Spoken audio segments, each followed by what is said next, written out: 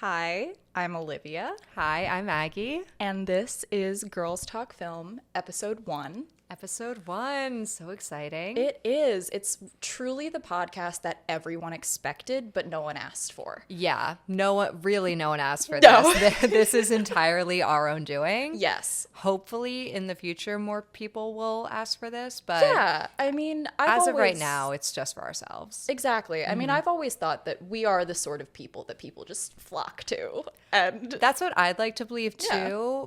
I don't know if people would agree with us, I but don't think anyone would agree with us. I was going to say, I feel like maybe that's just in our own heads and that's okay. That's fine. Yeah. You have to have a little bit of delusion in your life to be happy, I Yeah. think. Yeah. Yeah. How was your week, Liv?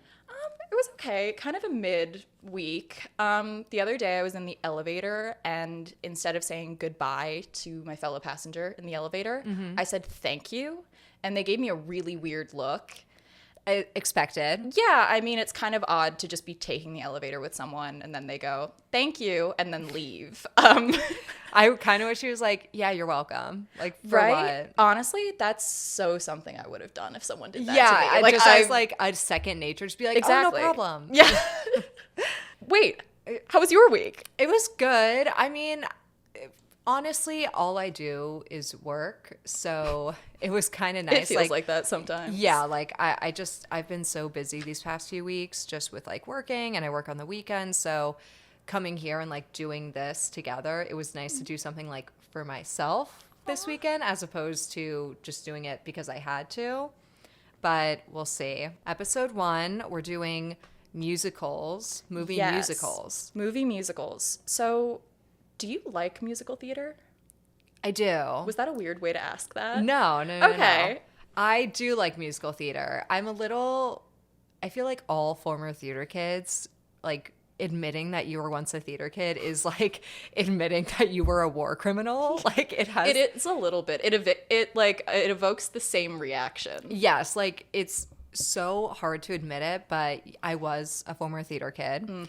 And I love like musical theater. Like, it always, my mom used to bring my sister and my brother and I, like, we used to go to see shows on Broadway like all the time in the city. So, That's so cute. Yeah, it always just like has a little special place in my heart. And I'll get into it when we talk about the movies that we've watched for today's episode. But like, it could be the worst movie musical, and I still think I'll probably love it because Really? I just love musicals. I think they're fun. I think they're clever. I think they're creative.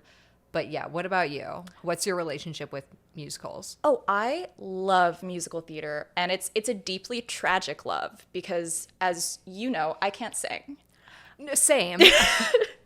So it's this kind of I love musical theater. I don't know if musical theater loves me back, but yeah, I enjoy a musical. I think with movie musicals, I have always kind of judged them on spectacle, talent of the cast, quality of the music, and why does this being a movie instead of a stage play make it better? Like, why should it be a movie and not a stage play? How does the movie improve on whatever? That's actually a really good way of looking at it.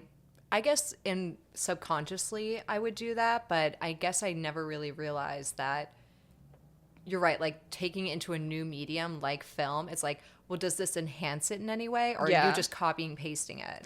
Exactly. Yeah. Or like, I don't know, like if you're going to make a musical out of a play, what's the reason? What are you adding through the medium of film? We definitely watched 3 very interesting musicals this week. Very different interesting. musicals. Yes, I feel like these 3, like in the spectrum of movie musicals, like hits every, like one is on one end, one is on the other, and one is like kind of weirdly in the middle. Yeah. And again, like we'll get more into that as we, especially like towards the end when we've kind of gone through our in-depth analysis and reaction, but it's a very, very diverse lineup that we have today. The first movie musical that we're going to talk about is Wicked, which unless you live under a rock, you know that it came out last year. Yes. It had an insane marketing campaign. It was everywhere.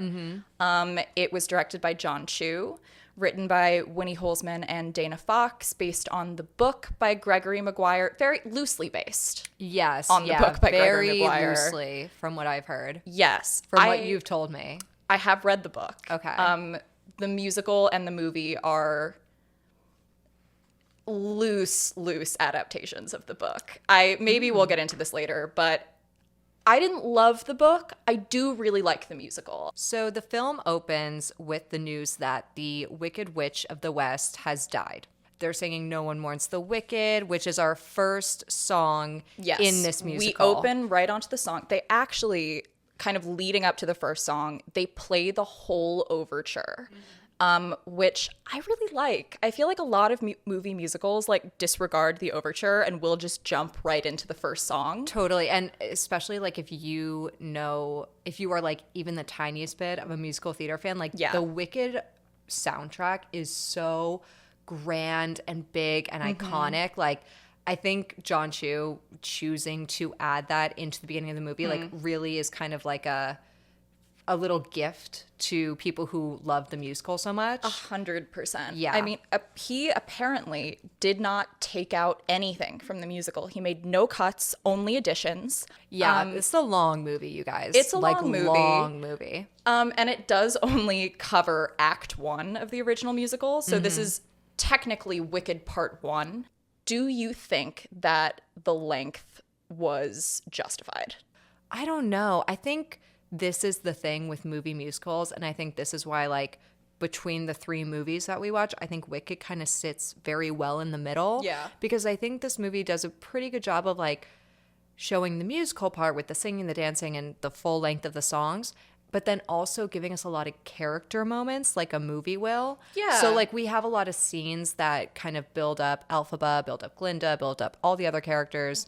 And I think that's kind of why there's such it kind of just stretches everything out. Whereas in the typical musical, I feel like the dialogue and the scenes are just kind of to lead into the next song. I definitely think that there are 15 minutes to cut in this movie, and I can almost tell you the 15 minutes that I would have cut. Okay, I'm excited to see what they are, and if I agree with you. The townspeople are singing No One Mourns the Wicked, which is my favorite song in Wicked. Really? Yes. I couldn't disagree more.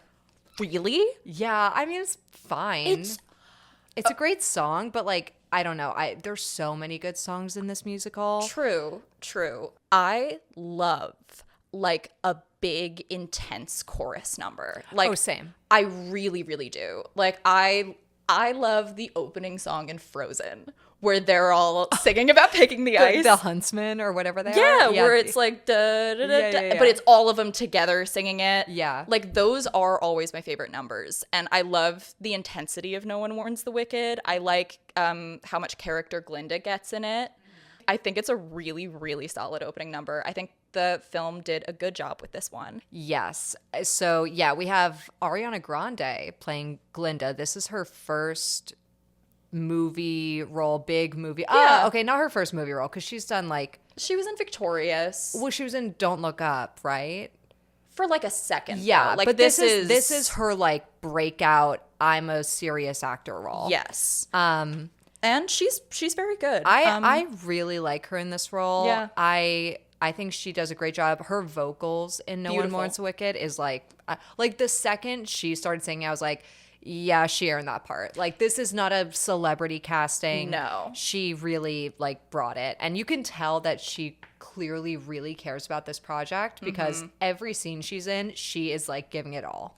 Absolutely. Yeah. I thought she was very well cast. She really stole the show for me, honestly, in a lot of the movie. So in No One Mourns the Wicked, we get some flashbacks in Elphaba's life. She was the product of an affair between her mother and a mysterious man in a green suit who is giving her mother some sort of liquor or drug. Yeah, it seems like it's like some sort of like absinthe, like green liquor.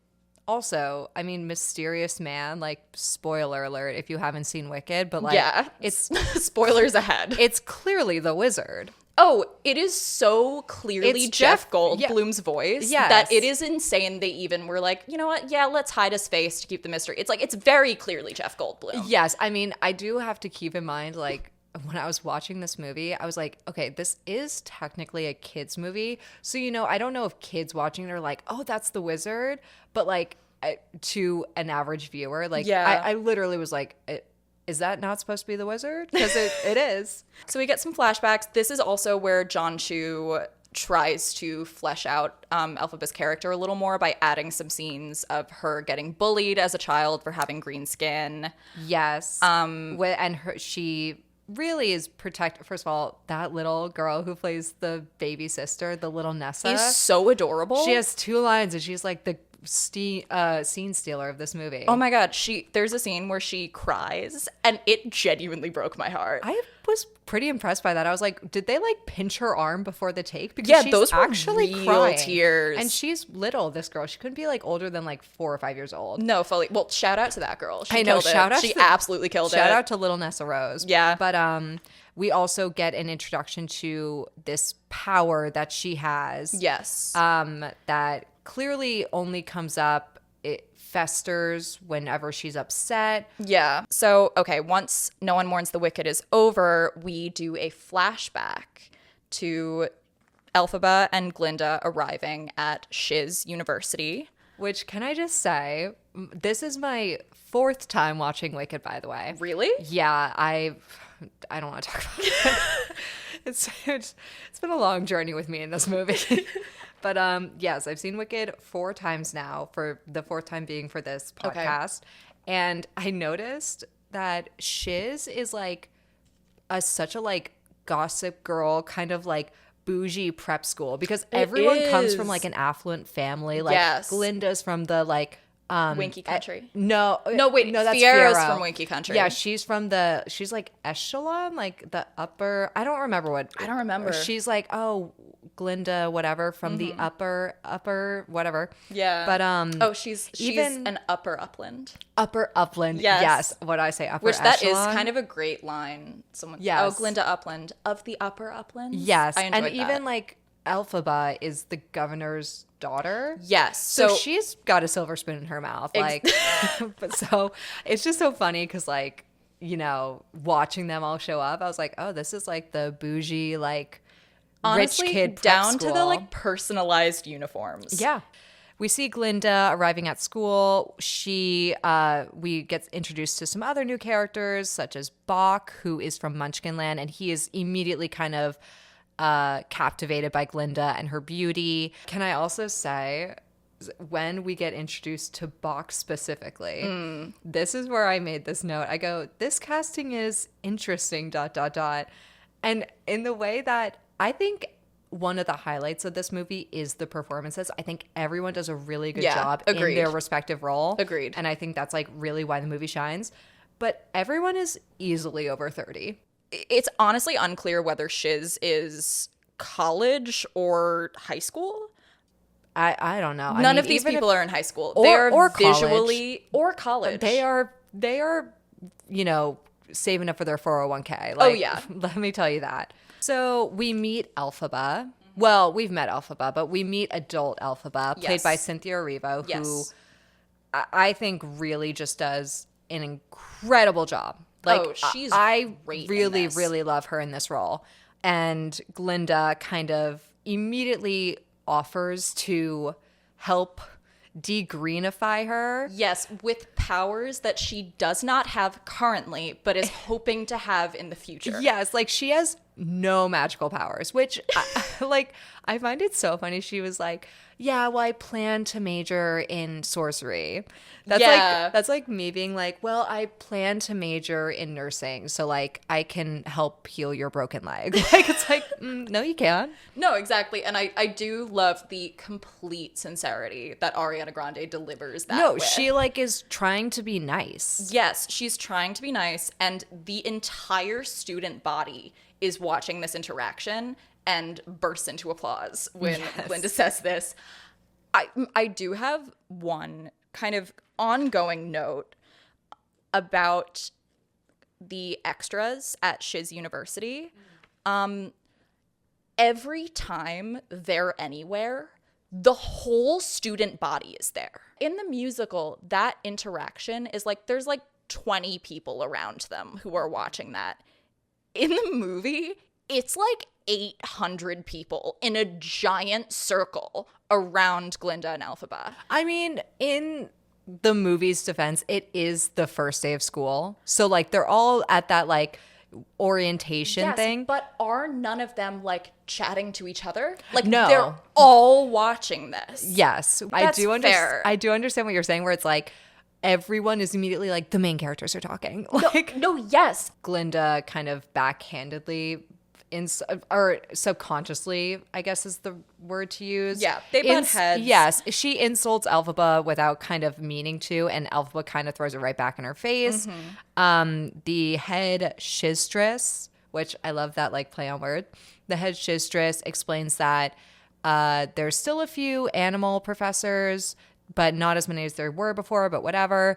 They talk about room assignments. We seen Nessa Rose. She's all grown up now, too. It's her first day of school, actually. Elphaba isn't a student there, which I find interesting because in the musical, yeah, that was a change from Elphaba the is a musical. student. So I guess that's one of those choices where I'm like, I guess... Like, okay. Yeah, so basically Nessa Rose kind of goes away. She is excited to start her independence and to start this kind of new life. Yes, and Nessa Rose is disabled. She is She is in a wheelchair. She's in a wheelchair. That kind of becomes a major thing later in the play. Much later.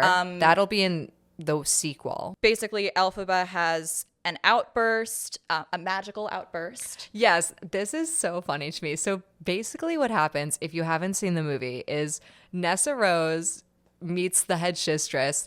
So the head shistress is like, oh, nice to meet you. Oh, the governor's daughter, so exciting. And she starts to wheel Nessa to her room. And Nessa and Elphaba are both like, she doesn't need help. Please don't do that, whatever. And she's kind of not listening. She's like, oh, I'll take her there myself, like, whatever. And Elphaba goes from, oh, no, I should really do it, to, no, like, freaking out. I mean, she crashes out so hard. It's so funny. It's deeply funny. And it's so funny because it's like, she's not in danger. Yeah, like, she's literally just being taken to a room that you're not in. Yeah, if anything, she's safer with more people. Like, so anyway, Madame Morrible, who is played by Michelle Yeoh, in the miscast of the century. Okay, we'll get back to it. I was gonna say, comes down, is impressed that Elphaba is, like, naturally magical, and offers to enroll her in shiz and teach her sorcery, tutor her privately. Michelle Yeoh, who I love, is really bad in this movie. She is not good. Well, firstly, she can't really sing. no. Like, really at all. She really cannot, which, like, granted, she doesn't really have to sing that much in this movie. No. But it is a musical. It is a musical, and it is such a shock. She has, like, a few lines in one song. And, after hearing Cynthia Erivo and Ariana Grande, who have beautiful voices. Stunning voices. And pretty much everyone in the cast has a great voice. Mm-hmm. And then Michelle Yeoh, who very clearly is not a singer. It felt very out of place. She came served face and didn't try. She served mother, and that was all that was needed. Like, she looks great. Like, she's awesome. A very beautiful woman. But yeah, other than serving face, she really didn't do much here, and really did not seem like she cared at all. Wow. Okay, so do you disagree with me? Well, it's so funny because the first time I saw this movie, I totally had the same opinion as you. I was like, did Michelle Yeoh just show up on set that day and was like, what the fuck is this movie about? Who am I playing? Like, that's kind of the impression I got. But again, 4 watches. Ooh. My watching it this time, I actually kind of like her approach to Madame Morrible. Really? Madame Morrible in the musical is this, like, so grandiose, huge, borderline overacting. Yes, it's a hammy part. Like, Very it's a hammy. big, boisterous part. And I think if that were done on film, it would have been just way too much, in my opinion, especially because everyone else in this movie, when they're acting, they're doing such a more, like, grounded version. I'd agree, but I still think that there should be a little bit of... I just like her wolf in sheep's clothing approach. So Elphaba is ecstatic about kind of getting into this mentorship program with Madame Morrible. Yes, who immediately promises her that if she does well in this seminar, there's a way that she could meet the Wizard of Oz. Yeah, possibly meet the wizard, who Elphaba since childhood has like idolized. Worshipped. Yeah. I mean, he is like, she is his biggest fan. She thinks he is amazing. So this news is like legendary to her. And then we get one of my favorite songs in the musical, The Wizard and I. It's a beautiful song. Cynthia Erivo sings it very well. Her voice is beautiful. I mean, there is one thing I absolutely hate about this number. We don't see her sing that much. And this is something that once you see it so much throughout this entire movie. Just these weird moments where it's like, why are they not showing their mouths? Like, this is a musical. I want to see her singing the song. A perfect example in The Wizard and I is there's a shot where she's like walking into this, like, it's that little cave room with all the stained glass. We are on a 5-second shot of the back of her head while she's singing. Now that you point it out, I do wish that you would like maybe mention that before I watched it for a second time, because it genuinely just wasn't really something I noticed. But now that you say Olivia, it will ruin the movie for you. Like, really? The second time I watched this movie, because I picked it up the very first time I watched it. The second time I watched it, I saw it with my best friend. And when they started playing The Wizard and I was like, show them singing. And she heard it and she was like, the second you said that, every time they didn't show them singing or didn't show their mouths when they were singing a song, she was like, it was driving me crazy. Elphaba is forced to room with Galinda, who is not happy about having to share a room when she was promised a single. If anything, she's forced to share the room with Elphaba because she originally is promised a single, her own private suite, and Elphaba's just kind of like thrown in there at the last second, and she, without realizing it, volunteers to give up her room. That was a funny bit. They do not like each other. They're constantly at odds. They sing "What Is This Feeling" about how much they don't like each other, which is another one of my favorite songs. I love that song. This is one of the songs that did the stage to film transition really well. I really liked how they did this. I could not agree more. I also think this is the best song and really the only song where the editing and the camera really enhance the scene / the song. I kind of agree with you. I agree with you with that. I love the split screen in the beginning. Yes, that was a great choice. The montage with like the fighting and then the classroom and then the lunchroom and all these different settings. And again, just like the editing works. I think it really shows their performances well. It is also one of the only big dance numbers where they hold a wide shot on the dancers. Olivia? I knew you would complain about this. Happy you fucking said that. What is the point in choreographing a massive, massive dance number if you're not going to show it?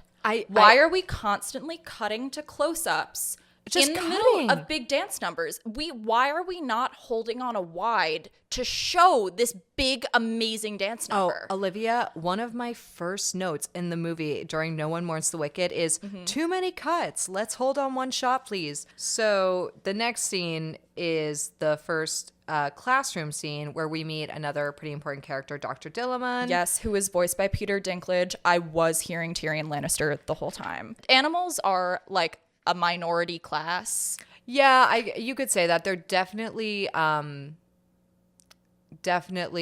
being not prosecuted. I think like persecuted. That like persecuted is like something that prosecuted. Not that.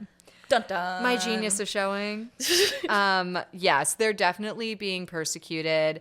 They are a minority in Oz. Yes, they are animals that speak. And yeah, there's a lot of prejudice against them. People saying that animals should be seen and not heard, which someone graffitis on Dr. Dillamon's blackboard. Yes, and it kind of has class end early. Everyone leaves, and Elphaba kind of goes up and offers to, it just kind of gives Dr. Dilliman like some comfort. Yeah, she relates to him as someone who is also discriminated against because she has green skin, so she kind of sees them as kind of they're connected through their outsider status. Totally. Then we move on and we get introduced to my favorite white boy, the super senior Prince Fiero. Fiero of Winky Country, is that what it's called? Yes, he's from Winky Country. He is played by Jonathan Bailey, as we mentioned earlier. Who I'm obsessed with. I love Jonathan Bailey. He's good, and he was very good in this. Like, he really does do a very good job. Yeah, I mean, I think he's like such a triple threat, like can act, can sing, can dance. Yeah, beautiful voice. I also really like how he plays Fiero in this movie. I think Fiero in the musical is a little bit more of a dick in the beginning. I would definitely agree. Like, he's a little bit more like mean to Elphaba. Yeah, and once he loses interest in Glinda, he kind of becomes a dick to her. Yes. But in here they do it in a way they make him seem like a more decent guy. He plays Fiero just as a more generally decent guy. Yes, he's just way more flirty and he clearly just likes to party. Yeah, like, that's kind of his whole thing. He gets to school and immediately is like, you guys are not having any fun. Let's go to a nightclub. Yeah. He's like, what do you guys do for fun around here? Nothing. Cool. I'm going to take all you out. Like, he sings Dancing Through Life. The best and worst song in the movie. Yes. Dancing Through Life did make me wonder where in the world Shiz University could possibly be, where there is a 5,000 megawatt spotlight in front of every window, just pouring bright white light into the classroom. It is blinding. It is so overlit. It was genuinely extremely bothersome to me. The whole movie looks washed out, but this especially. Oh, it's awful. So distracting. There are so many moments where I'm looking at the screen and I cannot tell what I'm supposed to look at. Yeah. No, it's so bright. It's so, like, it hurt to watch. It genuinely did. So Fiero basically gets the whole student body to agree to go to the Ozdust ballroom to go party because he doesn't think they have any fun. When Glinda is getting ready to go, she notices that, like, she has this ugly black witch hat that is obviously the iconic Wicked Witch of the West pointy hat. And as a joke, she gives it to Elphaba. Yes, and says that it's perfect for Elphaba and that they belong together. And she's clearly kind of showing her meaner girl side. Yeah, which Ariana Grande didn't. I don't think she played super into the mean girl parts of the character. In fact, I wish she did a little more, honestly. There's a great moment after she gives her the hat and she goes to kind of like leave where she kind of like has this moment of like, should I have done that? Yeah, I kind of regret it. And then she kind of like brushes it off. Mm-hmm. So I liked that. Yes, I thought it was nice. Yeah, I thought it was nice. But then we go to the Ozdust ballroom, which I love the dance sequence they do in the very beginning when they first get there. It's good. It's really good. I think that might be like my favorite bit of dancing in the whole movie. And then as they do, Madame Morrible, their teacher, just shows up. Like at this nightclub that all the kids are at that they're like not supposed to be at. Right. I love how she doesn't even give a fuck that everyone's like breaking the rules. No. She just shows up. She's like, here. Yeah. So she reveals to Glinda that Elphaba has requested that Glinda be accepted into this sorcery seminar. Which we never see, by the way. We see like a moment of it where she's like, levitate the coin. But is Glinda even there? No, we never see them. But that's what I mean. Like, Glinda never, like, she's like, she insists that I, like, give you this. And she gives her a magic wand. Mm-hmm. And she's like, she insists I do this and invite you to the seminar to, like, train under me. And then we never see it. And I was like, kind of an empty promise. Yeah, I did think that was a weird, like, I don't know. I feel like there's a decent amount of added material in. I would have really have liked to have seen moments of Elphaba and Glinda's friendship blossoming post-popular. Totally. Because we really don't get any of that. Before Glinda can kind of stop this mean girl act that she's kind of put into motion, Elphaba shows up in the hat and this black dress. And everyone just bursts out laughing. I know. Does no one have any grace in Oz? Like, does no one have any sense of fashion? Or manners, for that matter? Literally. Like, and it's everybody also immediately... you all look crazy too. Like, no one's dressed... Everyone is dressed extravagantly.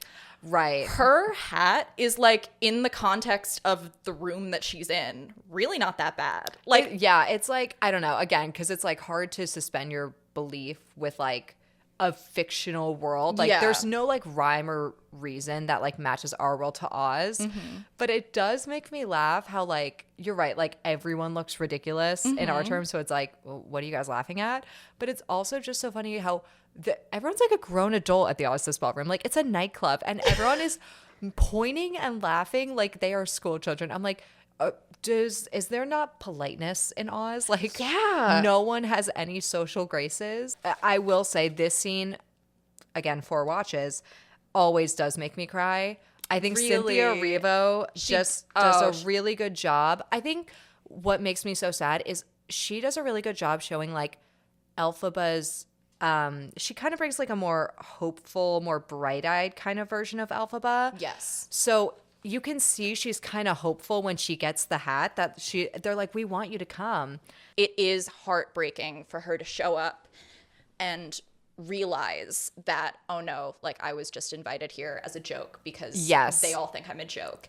Cynthia Erivo plays it absolutely beautifully. It's so tragic. Like, it's just so sad. Seeing like on her face the realization of the fact that she was set up to be humiliated and then immediately steeling herself and like straightening her spine and being like, no, I'm not going to let them see how embarrassed I am. It was very, very well played. Also, I was so mad that Nessa Rose does not stand up for her when that is all Elphaba has ever done for her sister. Like, she literally has had her sister's back since day one.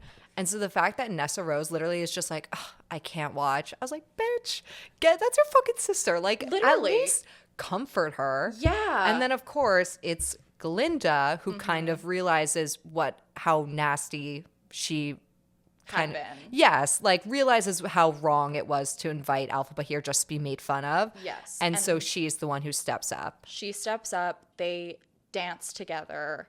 It is beautiful. It is genuinely beautiful. This is probably one of my favorite parts of the whole movie. Yes, it's so good. It's actually a wonderful moment. And it's also, I loved this. I thought it was done very sensitively. I thought it was shot well. I think it was acted very well by both Cynthia and Ariana. I also love it. And again, another reason why it makes me cry, especially when they're dancing together, is because I realize it might be the first time in Elphaba's life that anyone's really ever stood up for her. They go back to their shared bedroom, and Glinda decides that she's going to make Elphaba her new project. From that comes the most charming number in the musical, Popular. It's kind of Ariana Grande's big show number. Like, this is the like, Glinda song. Yes, this is like Glinda's. You're right. This is the Glinda song. You're right. Yeah, I genuinely really, really liked how they did this.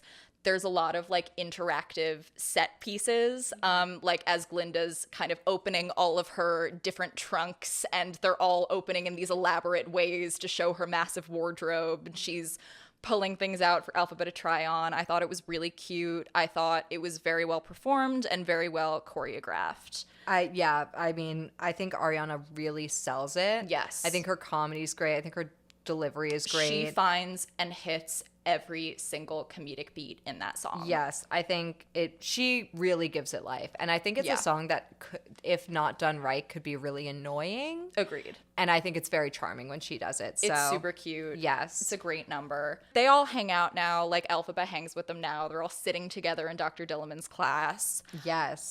When Dillamond announces that animals are no longer allowed to teach at Shiz, he is immediately removed from the classroom forcibly. It's insane. I mean, he literally walks in and he's like, yeah, first of all, it's not like it's illegal. I mean, I guess it's not permitted anymore, but they act like he's like, again, like a criminal. Like a fugitive or something. Yes. Yeah. I mean, they bust in there and drag him away. Yeah. And of course, Elphaba is horrified. Heartbroken. Yeah, she's scared.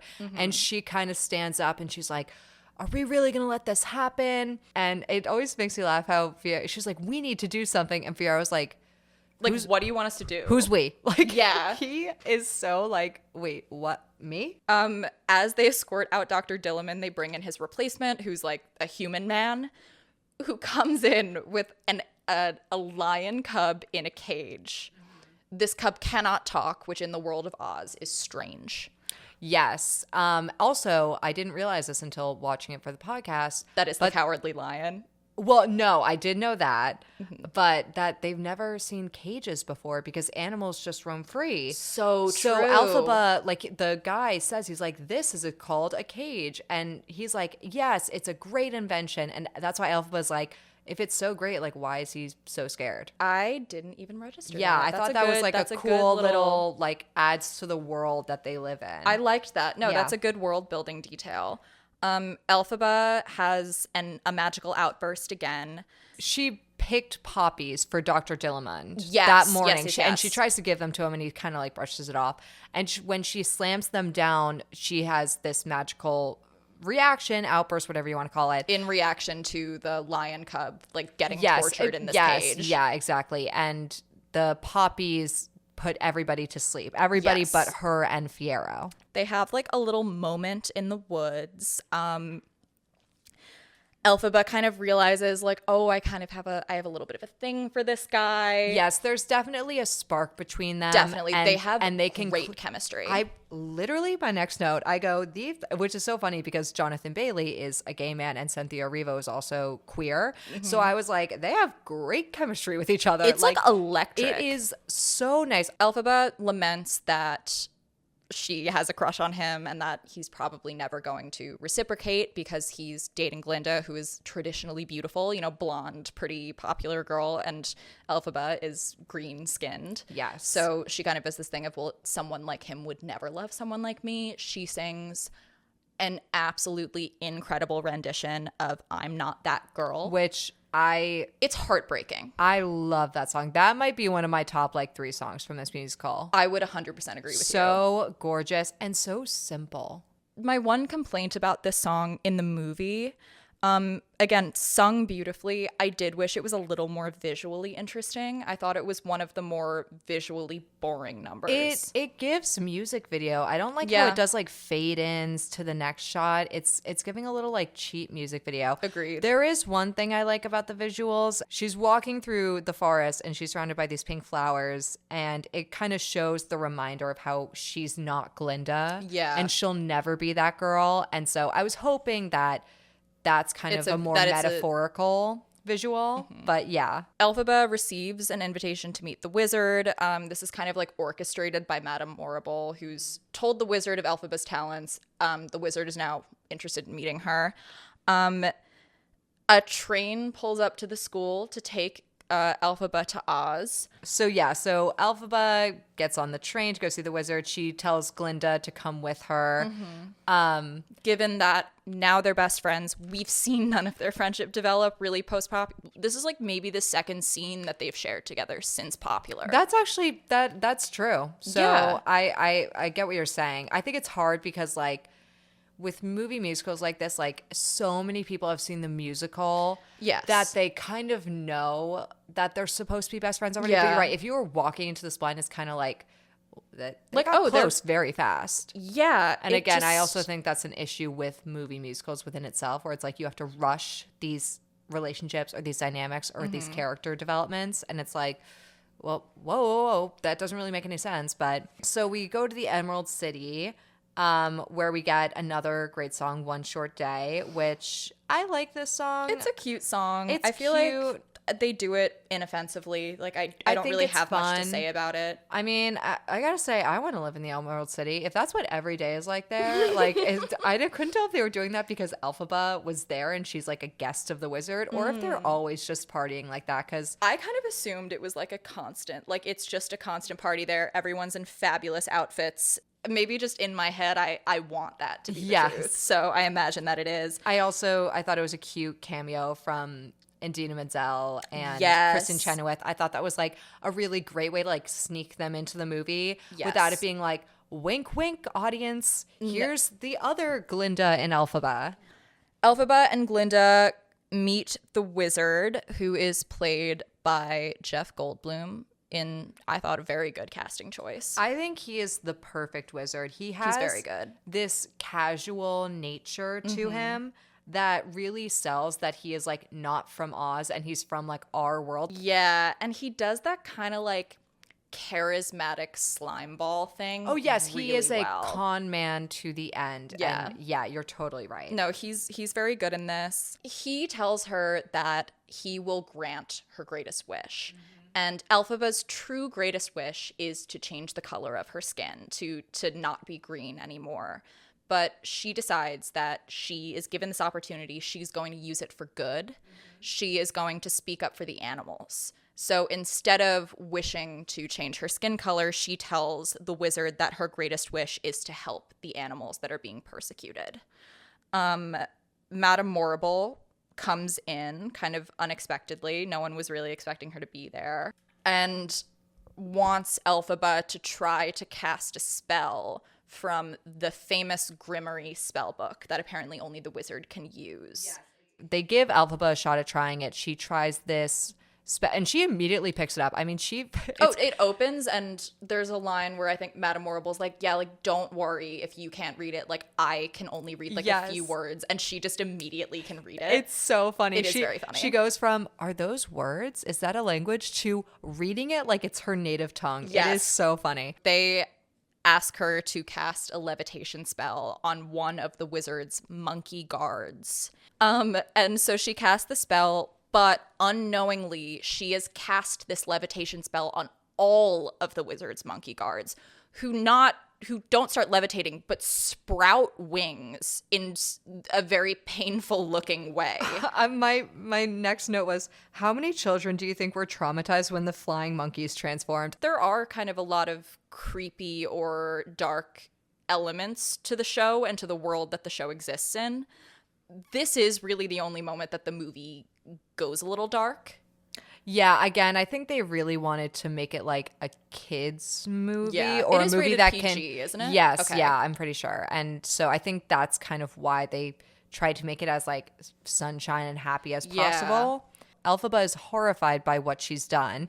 She tries to go back. They explain that you can't reverse a spell from the Grimmery once it's been cast. So Madame Morrible and the wizard accidentally kind of let it slip that these flying monkeys will be great spies. And this is where Elphaba uncovers the truth about the wizard and Madame Morrible and what's been happening with the animals, which is really that they have orchestrated this discrimination against the animals. Yes. They are the ones behind it. Madame Morrible's betrayal hurts so bad because you can see, and I think this is why, again, I think Cynthia Erivo does such a good job. Yes. You can see how hurt she is. Yeah. By her betrayal. Like, you can tell that she really meant a lot to Elphaba. And when she is like, oh, no, we need to do this, and is trying to like coax her, you can see like the disgust in her face. Like, she is actually so put off by it. She wants to leave. The wizard is not ready to let her leave because, as she figures out, the wizard actually doesn't have any power. None. And he's just been pretending. He was hoping that she would come in and he could use her magic to do magical things. And she decides she wants nothing to do with that. She tries to leave. He sends the guards after her. Glinda chases after her. And we get the final number, Defying Gravity. This song, Oh boy. I don't really know how to feel. Okay, well, can I just say, the vocals are great. Yeah, of course the vocals are great. They're great singers, and Defying Gravity is a great song. The music being great in Wicked is like bare minimum. Like, yeah, they're talented singers. It's a good song. They, for some reason, decide to stop the song constantly. Oh, this final number, I counted it, is like 16 minutes long. It's final a 5-minute song. It is too long. It is constantly edging you. I mean, it is so bad. All right, yeah, I kind of was a little disappointed by the ending. I don't think that Defying Gravity really hit as hard in the movie as it does on the stage. I hate to say it, but I like totally agree. I just think it's you're right. Like the constant teasing, the constant stopping. I also felt like it was kind of unnecessary. Like it wasn't really like it was adding that much in the scene. I wish they would have just done the song. I think the song explains it well enough. Yeah. So I couldn't agree more. I think the final half hour of this movie really kind of like not ruins the movie, because I do overall really love this movie. Yeah. But it does definitely kind of like just, I don't know, it drags for so long. It fizzles out. That's a perfect way to say it. Overall, I enjoyed Wicked. It was a fun viewing experience. It isn't something that I'll ever seek out to watch again. I think I would probably watch it again, like For a fifth time? okay, maybe I won't watch it again. But I think it could be one of those things like if I ever had kids. Yeah, it's a fun, kid-friendly movie. Yes. I did really like that they chose to make it PG. Totally. I think there was it does kind of walk the line of like maybe if they had included some more of the darker stuff, it could have towed into PG-13. And again, I love that this movie is kind of more not like I hate when people say like a kids movie can't be a good movie, because it totally can. Yeah. But is this movie a Best Picture winner at the Oscars? No. Yeah, that I was just like left feeling a little wanting at the end of it. Again, it's a fine movie. It's an inoffensive movie. It has some great moments. It has really good performances. It just probably isn't something that I would seek out again. And I mean, especially when compared to another musical that we watched this week. Oh my gosh. So this week we also watched Singin' in the Rain, the absolute classic from 1952. It was directed by Gene Kelly and Stanley Donen, written by Betty Comden and Adolph Green. Yeah, this was my first time watching Singin' in the Rain. Really? I had never seen it before. Wow. I had seen it before. It's been a long time. So in a way, I was kind of watching it for the first time too. But wow, never. That's crazy. Never. I guess, honestly, I don't tend to gravitate towards movies that were made during the Hays Code. I don't know. I just don't really gravitate towards them, even though I know that there are some really great movies from that period. This definitely isn't something that I would have tried to watch. Really? Yeah, I probably would have gone about my life and been like, I probably wouldn't have liked Singin' in the Rain. Like, it just... Are you happy that you did? I'm incredibly happy that I did. Good. This was a joyful experience. This movie genuinely was just wonderful. It's such a good movie. It literally is just one of those movies where you are smiling from start to finish. Oh my God. Like, I felt like my cheeks hurt by the end. It's such a great movie. All right, so let's get into it. So the year is 1927, and we open on a Hollywood movie premiere for Dawn Lockwood, who's played by Gene Kelly, and Lena Lamont. We have not written down. We did not write down who the actress is. Sorry to her. She does a great job, by the way, too. Hilarious. Yeah. She's my favorite. So they are attending this premiere of their latest film. They are clearly like the Hollywood it couple. Yes, they're the Brangelina of the 20s. Yes. Of the silent film era. Yes. So this is when silent film is like at its peak. Dawn on the red carpet. First of all, there's this woman there who is like doing a live radio broadcast. Yes. And she is reading these people to film as they are walking right by her. She literally is It is hilarious. It's so great. She literally is like, and here comes Dawn's best friend. Not really that famous or liked. Like, it's so funny. And he's right in front of her. So Dawn starts being interviewed by this radio host who's on the red carpet. He tells the story of his rise to stardom. He claims to have grown up, cultured, highly educated, doing these kind of highbrow performance things. We see in the flashbacks that is not at all the case. Also, I wrote, it's so crazy how easy it was to lie back then. Like, you could make up your entire life story and no one would know. There's really no way to prove it. No, there's no today, God, you can't lie about anything. I know, everything's digital, everything has a trail to it, but it's just so funny. Like, even if there was like a paper trail back then, you could be like, I don't know, they must have lost paperwork. Like, you could lie about anything. You really could and fully get away with it. Yeah. So Dawn explains his kind of story to stardom.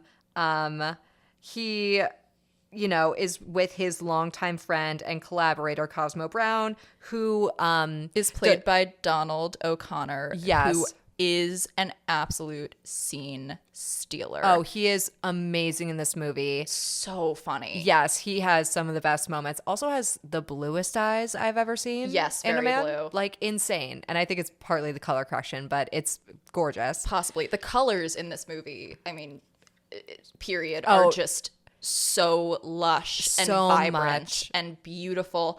And watching this after Wicked, which is so washed out. Wicked, that looks like the whole movie had a bleach stain on it. Yeah. Like, it was such just a breath of fresh air to see a beautiful, colorful musical. Also, before we move on from this opening scene, the costumes in this movie, I mean, the second the first woman came out of that car in that spider web. Oh my God. I was like, I just know these costumes are going to eat. And eat, they did. Like, they only get better. Costumed. Gorgeous. So good. So they go to this movie premiere. We also learned that Lena and Dawn aren't actually lovers. It's more of a Hollywood press kind of like PR story. Yes, but she wants it to be real. Yes, Lena has kind of decided that it is a real romance and that they are actually together, and Dawn insists that they are not. In fact, Dawn can't really stand Lena. Yeah, she is genuinely the most annoying person you've ever encountered. Her voice is nails on a chalkboard. Yes, exactly. And their dynamic is just so funny to me. So Dawn, on his way after the premiere, he's going to an after party. He gets mobbed by fans and escapes by jumping into, first of all, does this Mission Impossible type escape where he's like climbing on buses. Can we talk about, okay. Yes. Dawn comes out at the premiere. He's getting mobbed by fans. Instead of like, I don't know, getting on the bus, he climbs on top of a car, climbs on top of the bus, and then jumps into the passenger seat of a convertible. That is a moving convertible. A moving convertible that is being driven by Kathy Selden, who's our female lead. This is our introduction to Kathy. Played by the amazing Debbie Reynolds. Yes. Yes, she is a star. Yes, she is so adorable in this movie. She's so adorable. She's so charismatic. Really, the three leads, Gene Kelly, Debbie Reynolds, and Donald O'Connor, are just such a stellar trio. They really are so well cast, so and good. They work so well, the three of them together. It's really just, again, like watching the three of them, and we'll get into it later when we see them shine, like all three on screen together. It's just such a pleasure to watch. It really is. So yeah, Dawn jumps into her car. She kind of freaks out. As you would. I think completely justified that a random man has jumped into her car. She sees a policeman, pulls over, and is like, hey, this stranger just jumped in my car. Can you do something about it? The policeman doesn't care. The policeman recognizes him. He's like, hey, you're Don Lockwood. Yeah. As if because he's a celebrity, he can't also commit a crime by like jumping into this woman's car. Yeah. But she, I guess, is a little mollified by the fact that the policeman recognizes him. So it's like, okay, he was telling the truth about being mobbed and then having to get away. She offers to drive him home, or he's going to a party. Yeah, she basically is like, I can give you a ride. And he's like, oh, if you're going by this place. So they get in the car together. They're driving.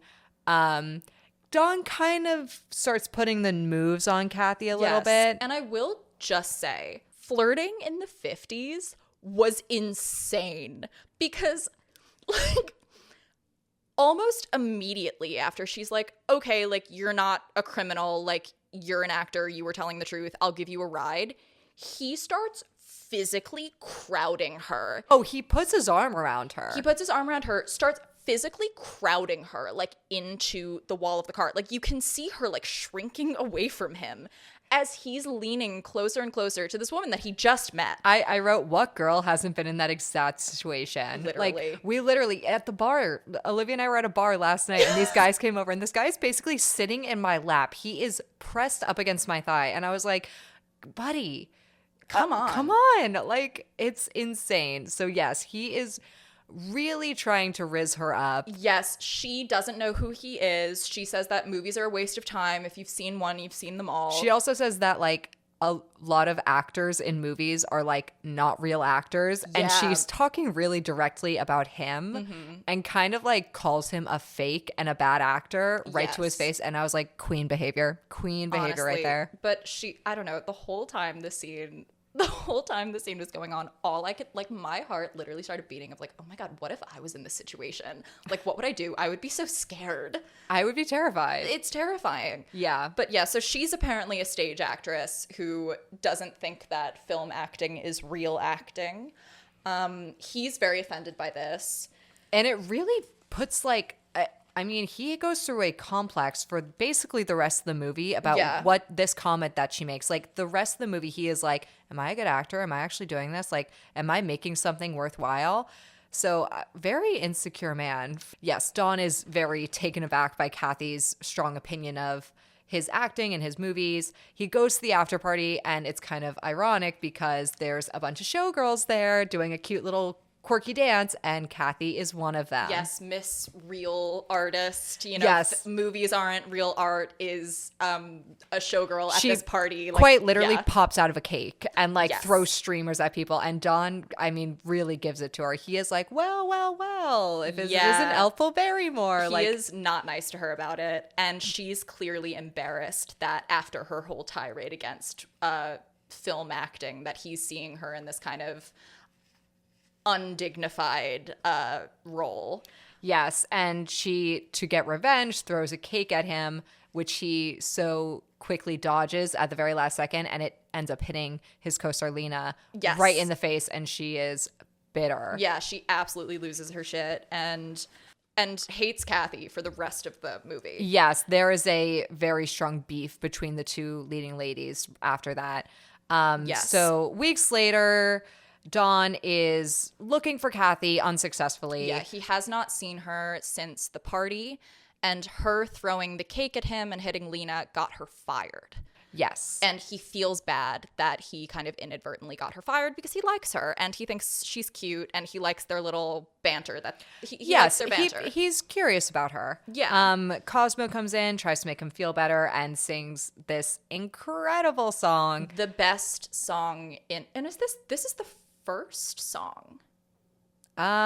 Yes, if you don't count the little like title sequence where they're singing the titular song. Yes. This is like the first official full-length song. Yes. It's called Make 'Em Laugh, as Cosmo tries to tell Dawn, you know, the show must go on, and, you know, even when life gets you down, you got to make them laugh. You got to perform. You got to turn it on. And the whole dance number, I believe, is done almost in one take. Oh, it is. There's a cut near the end, I think, when a stunt person comes in before he jumps through a wall. Yes, no, I wrote Make 'Em Laugh is my gym inspiration. This man is throwing himself around the room, doing dances, doing backflips, doing doing whatever. I've genuinely never seen anything It like is it. the level of skill. And again, you saying like this is basically done in one take, like that is how movie musicals really should be shown, because it Yes. shows how talented the actors are. There is a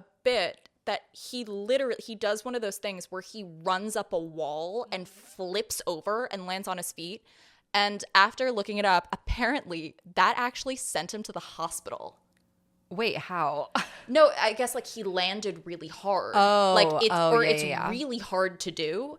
That Yeah. he did something to either his back or his knees doing that move that sent him to the hospital, only to find out weeks later that apparently whatever footage they shot that day is unusable. So after he had his to do it hospital again? stay, he had to do it again. So that's what we're watching. We're watching this guy right out of the hospital, like performing this number with every bit of charisma and danceability that he has in him, and he kills it. He's amazing. He does amazing. Dawn and Lena are currently working on this silent film called The Dueling Cavalier, which is a sort of Elizabethan era romance. They find out that Kathy is actually currently an extra in another film on the same lot. And that's where we get our next song, which is called Beautiful Girls. It's really this movie musical is interesting where a lot of the songs don't add to the plot at all. Like, yeah, like a significant number of them are not, have really nothing to do with the plot. Nothing to do with the plot, or stop the story right in that moment in time. Cosmo sees her, gets Dawn, they reunite, and at first Kathy's a little bit like embarrassed. Yeah, she's also thinking like, oh my God, this is this guy that hates me. Like, Yes. He's probably gonna get me fired from this. But then they have a cute little moment. They go into an empty studio that's not being used, and Dawn basically tells her that he actually really likes her. Yes, he sings "You Were Meant for Me," and he basically professes his love, which, like, I mean, we're talking about Wicked and their friendship moving fast.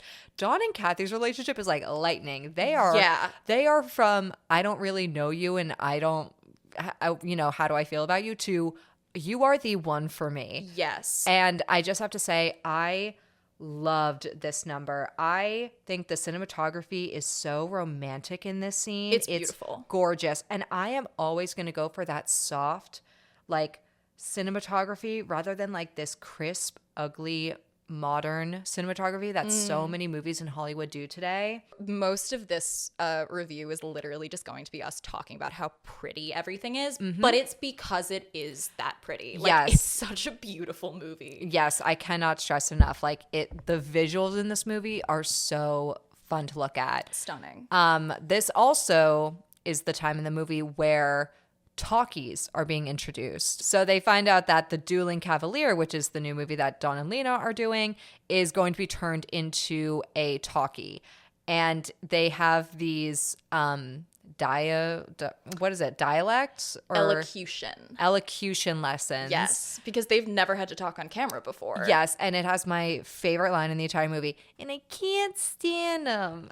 That was good. Thank you. I know I should be an actor. It's when I tell you my friend and I say that all the time, like it's like a vocal stim for me. Like, she has such a bad voice. It's genuinely one of the most grating voices ever. It's so funny. And then, of course, Dawn is killing his lessons. Oh, of course. He has Gene Kelly's voice. Yes, yeah. And him and Cosmo sing another completely unnecessary song, maybe the most unnecessary song ever in musical theater. Yes. It's called Moses Supposes. It's very fun to watch. It's a tap number where they're kind of making fun of the elocution lessons. So the Dueling Cavalier is being turned into a talkie. They go on set. They are trying their hardest to get this to work, and it is just not working. Lena cannot find the microphone. It's hard to record audio, which I had to note working on film sets and stuff. I was like, it's so crazy how audio recording has been a nightmare since day one in Hollywood and continues. Like, if you're on any film set, audio is always the biggest nightmare. That's so funny. So it's just so funny that, like, nothing has changed. It's still a nightmare. True. Okay. My little note about this scene where they're trying to film the kind of the talkie version of the Dueling Cavalier. I don't know if you saw Babylon that came out a few years ago. I didn't, but I do know that that's what it's about. It's about like the transition into talkies, right? It's a wildly different movie. Babylon basically does this scene, like a very, very similar scene to this, where they're trying to record a talkie and like having the most trouble. I'd believe it. I will say I kind of liked the way that Babylon did it a lot more than I liked how they did it here. I got some laughs from this scene. In Babylon, it was this stress level that was built and built and built and built until everyone freaks out at the end, and like they just cannot get this scene done. And I do wish there was a little bit more tension building in the scene here. Like, you saw them all being annoyed by the situation and annoyed by the audio issues they were having, but I do wish it was a little bit more stressful as a viewer. Yeah, totally. I think they end up showing like a test screening of the Dueling Cavalier, and it's like a huge disaster. And I think that's kind of where we see like the stressful parts. But I agree with you. I wish we had seen more of like the actual issues with like how hard it was to record audio at that time. Yeah, like you really only get that from the director's almost like comically exaggerated frustration. Yes, and again, it's because Lena is dumb and can't like She cannot talk into the refuses microphone. to like talk into the microphone. Exactly. Yeah, they find all these different ways to like tie it onto her Right. costume. It's like which is in funny. her chest. It's like on her shoulder. It is funny. It is good. One of my favorite parts of the movie is when they do a test screening of the Dueling Cavalier, and it is absolutely disastrous. It is, no one can hear anything. All you can hear are the squeaking of the costumes they're wearing. I love when Don walks into scene and you can just hear his pants like rubbing up against each other. It's so funny. So funny. It really, really is good. I really, really enjoyed that scene. Later that night, Kathy, Cosmo, and Dawn are all hanging out. I guess Kathy and Dawn off screen have now like kind of officially started dating. Yes, basically there's like a little quick thing right before the premiere or the test screening, not the premiere. There's a quick little scene before the test screening where Kathy's like, "Oh, I'll be watching up in the balcony," and they kind of share like a quick kiss or something. So you kind of understand that like they're keeping the relationship private because right now Dawn and Lena are still this PR couple, but they have become official. So that night, Dawn is a wreck because he's like, this movie's going to ruin me and they still need to put it out and this movie can't be saved. And Kathy and Cosmo are trying to comfort him. So they have this idea that the Dueling Cavalier should be turned into a musical. And that leads into the best number in this movie, in my opinion, Good Morning. I used to watch this video, like a YouTube video of this number, like over and over and over again. It is very good. And the three of them just do so well. When the three of them are on screen together, it really is just magic. Yes. Like they all play off of each other beautifully. It is really funny to know how much conflict there was behind the scenes. Yes, yeah, this is not an easy movie and not a great set to be on. No, I mean, I don't think anyone who worked on this movie has a single nice thing to say about Gene Kelly. Apparently he was like a nightmare working on this. And was especially mean to Debbie Reynolds, who was like 19 at the time. Yes. I mean, poor girl. Yes, and he was 40. It's the 50s. You know, it's so funny because, and I'll say it now because it's more relevant, but way too late into this movie, I wrote, ... how old are they? He's giving 45 and she's giving fresh 18. I mean, now that makes sense. You are not far off. But yeah, apparently she actually wrote in her memoir like years later that not only would he scream at her so much, she took to like hiding in places on set to get away from him and his constant criticism. But in a scene where they had to kiss, he apparently forced his tongue into her mouth. Ew. And yeah, very ew. And yeah, she was not comfortable with the way that he treated her. She actually wrote in her memoir, "I was an innocent kid. It felt like an assault. I was stunned that a 39-year-old man would do this to me." She has also said that childbirth and working with Gene Kelly are the two hardest things she's ever done. Yikes. Yeah. I mean, props to her because you cannot tell. You would never know watching the movie. No. I mean, they are just so like electric altogether, especially really are. in the Good Morning scene. Like, first of all, the level of skill, that dance number, I was like, I could count 34 times alone in that number where I would have broken my ankle. When they are dancing on the stairs and doing that little like hop, skip down, I was like, I would have fallen there. I would have fallen there. I would have broken my ankle there. I would have broken my leg there. Like it is. And again, it's like mostly one take. Yeah, no, it's that is what is so great about this. It is a dance showcase. Yes. They obviously, now that they're making The Dueling Cavalier a musical, which they very creatively decide to rename The Dancing Cavalier, the one issue that they're having is that Lena has a horrible speaking voice and can't sing. So they decide that Kathy, who has a beautiful voice, is going to dub Lena's voice. So that leads into, I mean, probably one of the best numbers in the film, even though we've said that about every single one.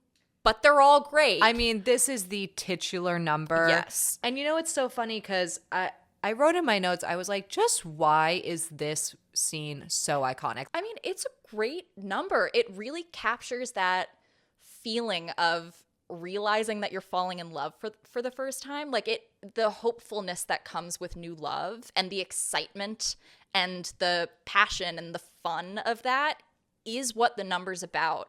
And I think it really gets at that feeling in a very special way. I couldn't agree more. I wrote down, I really think it's his smile. There's so much ease with Gene Kelly's movements. Yes. Asshole he might have been, but the man can dance. Like, he moves with so much grace, and like it's just second nature to him. There's just so much in his performance that really, I think, like sells it. 100% agreed. This is like an absolute career-defining performance of his for a reason, and I think a lot of that is shown in this song. Yes, I couldn't agree more.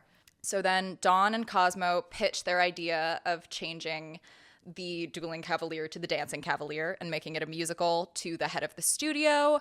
He agrees. They tell him about the plan to dub Lena's voice to Kathy. They also agree to keep it a secret from Lena because she is very unhappy with Kathy.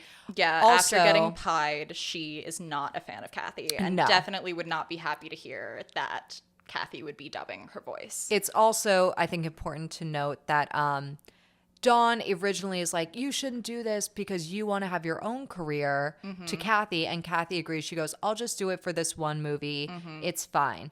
Because that becomes important later in the plot. But yeah, so we get to see kind of the dubbing process. We have, again, a beautiful song. It's like one of my favorite songs. Really? I think it's such a sleeper hit. I definitely slept on it a little bit. I enjoyed Would You? It's like a beautiful lullaby in my opinion. Yeah, like, no, it's a great song. It's I guess gorgeous. I just didn't, compared with some of the other ones, I guess I loved some of the other ones more. Totally. Not discounting how beautiful it is. It just like wasn't a super noteworthy one to me. Lena is tipped off by another actress that Kathy is the one dubbing her voice. And when Lena realizes this, and she also realizes that Kathy and Dawn are in a relationship, she goes right to the executive, right to the CEO of the company. The executive basically is like, tough luck. Yeah. Like, we need to have her. The part's already given to her. So Lena, and this is actually a pretty smart move, goes to the press and says that it's her voice. Yes. And that she is this beautiful singer. She like basically does this whole PR stunt. And so now the studio is kind of in a pickle because they physically can't go out and say that it's Kathy's voice that they're doing, because then they all look like liars. And so, Lena also says that if they do that, she'll sue the company because it's slandering her name. Yes. So basically, Kathy is not only not going to get credit for this, but she's also stuck in this contract where she has to now dub Lena's voice in all of her upcoming movies. Yes, with, again, no credits. So it's basically ruining her career. Yeah. We now go to the premiere of The Dancing Cavalier. It's a huge success. At the end of the movie, the audience basically demands Lena sing live because they enjoyed her performance so much. Yes. Dawn and Cosmo tell Kathy to stand behind the curtain while Lena sings, and like she would sing into a second microphone. Lena would mouth the words, and while Lena is singing, they rise the curtain, exposing that Kathy is her voice and has been her voice all along. Which the audience eats right up. I mean, I've never seen people laugh harder in my life. I mean, imagine being in that audience. Yes. Like, imagine one of the biggest movie stars in the world is like exposed for being a fraud right in front of you. Yes, it's so funny. Like, could you imagine like Zendaya, like a curtain rises, some random girls behind her, and everyone's like, "What the fuck? Who's that?" But yeah, and also I love how she doesn't even realize that she's like been caught until Cosmo runs over and starts singing into the microphone. Mm-hmm. It's so funny. Yeah, no, it really is very good. It's like deeply satisfying after spending the whole movie like hating Lena. Yeah, she's such an unlikable character, and it's so great to like see her kind of get her comeuppance. Yes. Also, I just have to say, like, the movie executive, RF is his name. He is so nice. He really cares about Kathy. Yeah, he's definitely the nicest studio executive I was in just any saying, movie ever. Could you imagine if film or studio CEOs really cared about like upcoming actors as much as he cares about Kathy? Like, it's insane. I mean, Yeah, kind of just deeply unrealistic. Deeply deeply, unrealistic. deeply. Honestly, I would even buy that there are some people out there that randomly burst into song. I don't buy that there is a studio executive who is interested in like bolstering the careers of up and coming young actors. Who would throw away their top star for an upcoming actor? Like, there's no way. Yeah, absolutely. The most unrealistic part of the movie. So Lena is exposed. She runs off stage. Kathy is in tears. She tries to leave. Dawn tells the audience to stop her. And he announces that she is actually the real star of the movie, the one whose voice, the voice who everyone loves. And he kind of sings his love to her once again with "You Are My Lucky Star." Beautiful song. Yes. And then the final shot of the movie is Dawn and Kathy on a billboard for their newest film, Singing in the Rain. And they share a very 1950s ending Hollywood kiss. Beautiful Hays Code kiss. Yes, as the final song plays in the background. Yes. And no complaints. Yeah. None. It is very, very few times have I watched a movie and like genuinely had no complaints. This is one of them. This is an absolutely lovely movie that I never would have watched if you hadn't picked it for the podcast. So I'm very happy you did. Yes, it is. Again, it is like the quintessential movie musical. Like, you watch it and you are watching it for the performances, for the dancing, for the singing. It's so joyful and so sweet and so fun. And it's just like kind of a showcase for extremely talented people to do what they are the best at. You know what it is? It's therapy for the movie that we are about to talk about next. All right. So the third and most depressing movie we watched this week Definitely. was Lars von Trier's 2000 film, Dancer in the Dark. It was written by Lars von Trier and Singin. I believe that's how you say that. If I butcher anyone's name, I'm very sorry. The music was composed by Bjork, who also stars in it. And I'm pretty sure this is like her first and only movie. Yes. Crazy, which we'll get into later, but like she's very good in this. Oh, I want to save it for when we actually like really dive into the scenes, but she is like, the fact that this was really her first acting performance is insane. Like, she should be an actress. Oh, 100%. Yeah. So this is a very unusual musical. It's a very unusual film, but it's especially a very unusual musical. So for those who don't know, Lars von Trier was one of the founders of the Dogma 95 movement, which was an aesthetic film movement that came out of Denmark, and it was founded by Lars von Trier and director Thomas Vinterberg, who I love. I am obsessed with Thomas Vinterberg. I love his films. I am unfamiliar with his films. Oh, we gotta watch some for the pod. Maybe I have seen one or two, but I just didn't know it was him. Possibly. If you haven't, you've at least heard of some of his movies. Okay, I'm he excited. loves Mads Mikkelsen. He works with him a lot. Gotcha. Okay, I also love Mads Mikkelsen. Who doesn't? Yeah.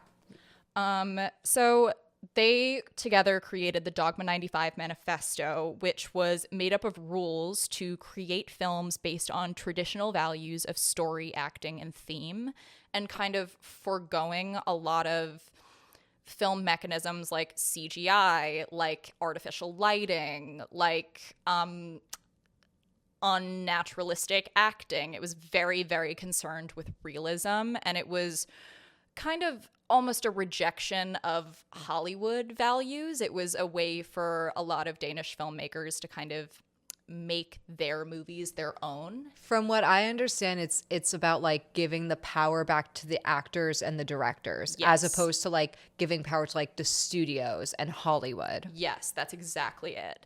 So this movie does not exactly follow the rules set in the manifesto, but it is kind of an exploration of a lot of the ideas that the manifesto addresses. especially with how it handles the music in the film and the role that the music plays in the film. Well, the movie opens on this overture, and I don't know about you, I really couldn't tell what we were looking at. Yeah, I Could couldn't you? either. It's if anyone knows what that's supposed to be, I purposely didn't research it because I didn't want to like. I don't love watching movies and then having it like be told to me. Yeah. Sometimes I like not knowing, and there's kind of like joy and like fun in that. Yeah. But I was wondering if you could tell what that was supposed to be because I genuinely could not. I couldn't tell what it was, and for me it was less of a choice to not look it up. It was really more by the end of the movie, I was so emotionally torn apart that I had forgotten about that thing that I didn't know at the beginning. Yes, I also have to say before we like really get into this movie, I have to give a trigger warning for this movie. Yeah. This movie includes some pretty graphic scenes and the visual of someone being hung to death. We open in the year 1964 with Selma. She is a Czech immigrant. We open with her at a play rehearsal for The Sound of Music at what I can only guess is like a local community theater. Yes. Yes, and she is the role of Maria, and Selma from the very beginning is just a light. Everyone clearly enjoys her. She's a little too fun and silly. Like she is doing her play rehearsal and she's like tap dancing through it. She is played by Bjork, who is a Icelandic. Yes. Icelandic. Bjork is Icelandic. Yeah, she is. Bjork is an Icelandic singer, and in this movie she's playing a Czech immigrant. But yeah, Selma is this like happy-go-lucky lover of musicals. She is a dreamer, which I'm gonna like get into kind of as we get more into the themes of this movie. But she kind of just has her head in the clouds, and she is very positive, very optimistic, despite having a pretty rough life. Yes. Yeah. The first half hour of the movie is kind of just setting up who she is and how she lives. She lives in a trailer home on the property of a local police officer named Bill Houston, who is played by David Morse, and his wife Linda, who's played by Cara Seymour. She works at a factory. She is friends with Jeff, played by Peter Stormare, and Kathy, played by Catherine Deneuve. Jeff likes her. Yes, Jeff, it kind of like tries to court her. He pines after her, and she very sweetly always rejects him. But you can tell that like it's not in a creepy way that he pines after her. He is like very sweet and innocent, and they have kind of this sweet like little like almost like childhood lovers. Like, you know what I mean? Yeah. Like it's very adorable to watch. I am curious kind of what your thoughts are on the character of Selma, because like she's played wonderfully by Bjork. She truly is a light and is joyful and sweet and wonderful. A lot of people have complained about the way that Lars von Trier portrays women in his films. Really? Yes. And I'm going to quote a review from Agata Pajzik, who wrote this for The New Humanist. Again, apologies if you're watching this and I butcher your name. Von Trier positions women as wholly masochists and absurd altruists, desperately submissive to the extent that they almost beg to be beaten or mistreated, devoted to the abstract idea of helping others, even if that comes at the price of their pain, humiliation, and even death. It is interesting the way that the character of Selma is so innocent and so naive and really has this kind of virginal, new to the world air about her. Yet she is a mother with a 12-year-old son and seems to be like in her 30s, I would say. Yeah, I would say she's probably like 34. Yeah, like, if I had to guess, mid-30s. Yes, young for a 12-year-old kid, but like still. You know, it's okay, I'm not going to lie. I know who Lars von Trier is as a director. Yeah. I think I've only ever seen one other film of his. His films are, if you're unfamiliar with his work, very hard to watch. Yes. Very psychologically, very emotionally disturbing. His films are they're kind of those I'll watch it once then I'll never watch it again. Yeah, he consistently explores very dark themes in his work, and he also in a lot of his movies does have female leads who suffer. Yes, and it's funny though, watching this movie, I didn't really get that impression because this movie to me, and really Selma's character, is all about the American dream. Agreed. And that is why she's such a dreamer, and that is why she's so naive. Less so because it's a comment on women, but more so it's a comment on how the American dream is really unachievable. Agreed. And even people who are their most optimistic, their most hardworking, their most selfless, like, you know, the best of people, it's just this unachievable thing. So, but Selma is, I think Selma is a good character. I think there's nothing wrong with her kindness and her goodness. And I also think, again, like, it's a heartbreaking story, but it's a story that unfortunately happens where the best people, of course, trust in the one person that they shouldn't have. And despite being selfless and being kind and really living a life that is virtuous, bad things still happen to them. 100%. So, and I would say that I definitely align more with your point of view than I do with Miss Pyzik's. Again, sorry. And again, specifically for this movie. Yes. I can't really speak on the other Lars von Trier films. Maybe that's really true for his other female characters. But I don't want, like, in this movie, I really did not get that. And especially as a feminist, like, I really did not see that for this movie. So, like we said, Salma is a Czech immigrant. She has her son, Gene. They are living on very low means. Selma can't even buy Gene a bike for his birthday.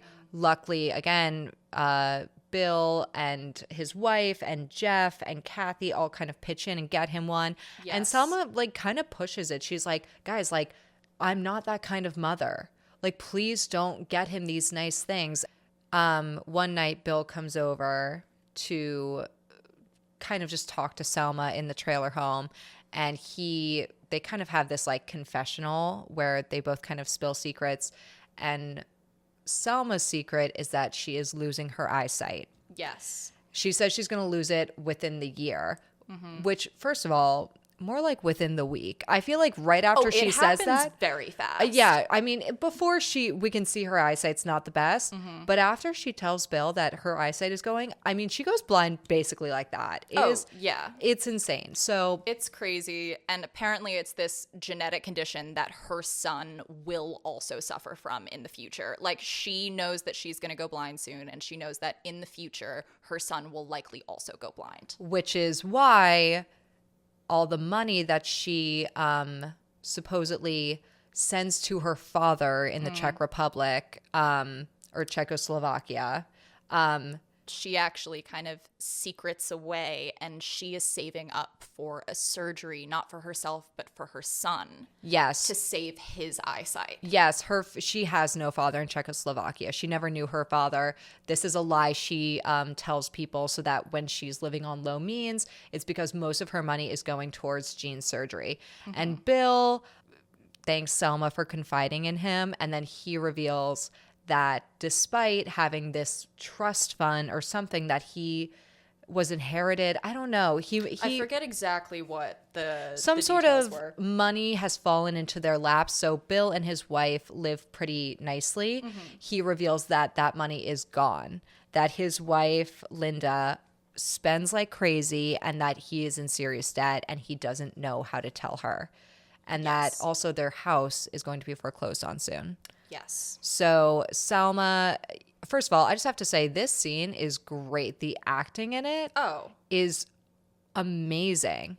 And we'll get into it later, but I feel like it's important to say before we, like, really go into the movie, this movie in the Dogma 95 kind of style, it's almost shot like a documentary. Yes. There's even I felt like a lot of the shots were even trying to kind of convey this sense of voyeurism. There's a lot of, like, peering through windows or right over shower curtains, or like from corners or from behind things. Like through the stair banisters. Yes. Yeah. Like it doesn't feel like you're being shown things. It feels like you're watching. And talking about, like, again, the Dogma 95 movement and giving the power to actors and directors, it kind of reminds me of Succession in the way where, Yes. like, the actors must have constantly had to be in the moment because it's one of those things where it's like they could have been on camera at any time. There's no, like, one shot, two shot setup where it's like, okay, well, here's your shot and here's your shot and we're going to cut. Like, it seems like there was they just turned on the camera and said, go. Yeah.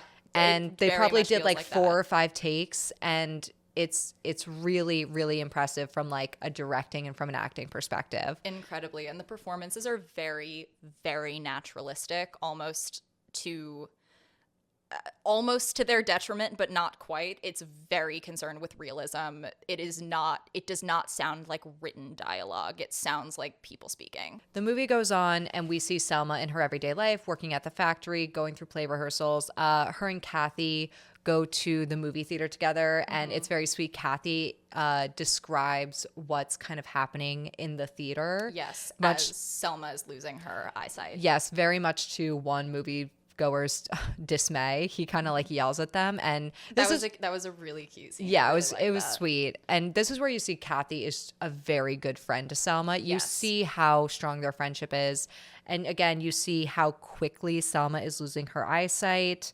You also start to see how she kind of goes in and out of these like daydreams. Yes. Once again, adding to her being a dreamer. Yeah, like one could definitely argue that the way that she idolizes Hollywood musicals parallels her striving for the American dream, as these kind of big Hollywood musicals like Singin' in the Rain are such an integral part of American pop culture and were such a touchstone. Yep. So her fantasies really kind of only start when things start going wrong for her. Yes, they definitely are a form of escapism for her. Yes. Every time she is like frustrated or stressed out or upset or overwhelmed, that is where she slips into these little musical. I almost think of them as like music videos. Yeah. Because they're so like removed. They change like the color correction, and they change, the camera is very handheld through a lot of this movie, but Yes. when they're doing the music section, yeah, it's on like a tripod, or it's stationary. And so the first one is she's at the factory. She has to work the night shift, and she kind of just starts daydreaming about the rhythms that she hears in the factory. Yes. And she kind of starts making up her own song, and it's kind of catchy. It was. I mean, I think it's really cool how kind of throughout the movie, the music is often created from the sounds of things that are going on around her. Yes. It is also interesting to note that this is the first song in the movie, and it happens at like the half-hour mark. Yeah, it's like 40 minutes in. Yeah. Selma and Bill have another conversation where Bill reveals that the bank is going to take the house and that he's contemplated taking his own life, but he's just such a coward, he can't bring himself to do it. Selma tries to comfort him, but it doesn't really work. Yeah. And he goes to leave, and Selma, under the impression with her bad eyesight, thinks he's left, but he's actually hiding in the corner where he sees her. He sees where she keeps her stash of money that she's been saving for her son's surgery. And this is the point where I was like, You know exactly what's going to happen. It's like watching a car crash in slow motion. Like, you know exactly what's about to happen. Oh, my heart dropped I when wrote, that scene was going on. No. Like, I literally was like, oh my God, this hurts to watch. Then we go to the play rehearsal where, again, because of her eyesight, Selma really just can't do the show. And this moment broke my heart a little bit, where they bring in her understudy, and Selma kind of realizes that she just can't do the show anymore. It's heartbreaking. It's so upsetting because it makes her so happy. Through the whole movie, her love of musical theater and of musicals is kind of her love for that is the thing that guides her through her struggles, and seeing that taken away from her is so devastating, because like, you know how much it means to her, you know how happy it makes her, and it just seems like everything is starting to go, like, it is that point that it's like everything just starts to go wrong for her. It's especially upsetting because she willingly gives it up too. It's Yeah. not like they go to her and say, you can't do this. She's the one who pulls the director aside and says, it's so sad. She lies and she's like, I just don't really think I want to do this, which is so, and I love that the director can kind of like smell the bullshit and was like, he was like, well, we can give you a different part. And he was like, but you'll always be my Maria. And you can tell she's so not wanting to give up the part, but she knows like it's just not going to work out. And again, like, it really shows how selfless of a character she is. Yes. That for the greater good, she's going to give up the one thing that really makes her happy, and that she does for herself. Like, she doesn't work these jobs. She does it for her son. This is the only thing that she does for herself. Even like, you know, we were talking about Jeff and his pining for Selma. I'm sure, I like to believe that Selma actually would date Jeff. Because they get along wonderfully. They get have along. Good chemistry. They clearly do like each other. And he's so sweet to He her. is. And she says she's just like, I just don't have time for a boyfriend right now. But if I did, it would so be you. And you just know that, like, I think she means that. Like, I think she genuinely 100%. likes him and cares about him, but her life is about her child. Exactly. Yeah, no, it just, oh God. Sorry, I'm Yes, literally and- getting a little teary even thinking about where this goes. It's heartbreaking. And then, of course, like you said, things only get worse. Basically, right after this, she gets fired from her job. And with her eyesight, she just can't work in the factory anymore. I mean, yes, basically. And again, this is the hard part because there are so many good people around Selma. No, there are, which I honestly think that having those kind of side characters that are nice people that support her that is the thing that saves this movie from just being like this wallowing in darkness, trauma, horrible thing. Like, those characters are the little lights that make you able to push through the suffering of the film. I also think, to the point we were talking about earlier, it also helps it not be this like torture of this innocent woman. If everyone was shitting on her, it'd be different. But because she actually has so many good people that love her and support her in her life, it's just a different outcome. Exactly. But yeah, she gets fired, and it's sad because her boss really doesn't want to fire her, but she actually comforts him in the moment, and she's like, it's okay, I'll get another job. Like, she's really like reassuring him. Yeah.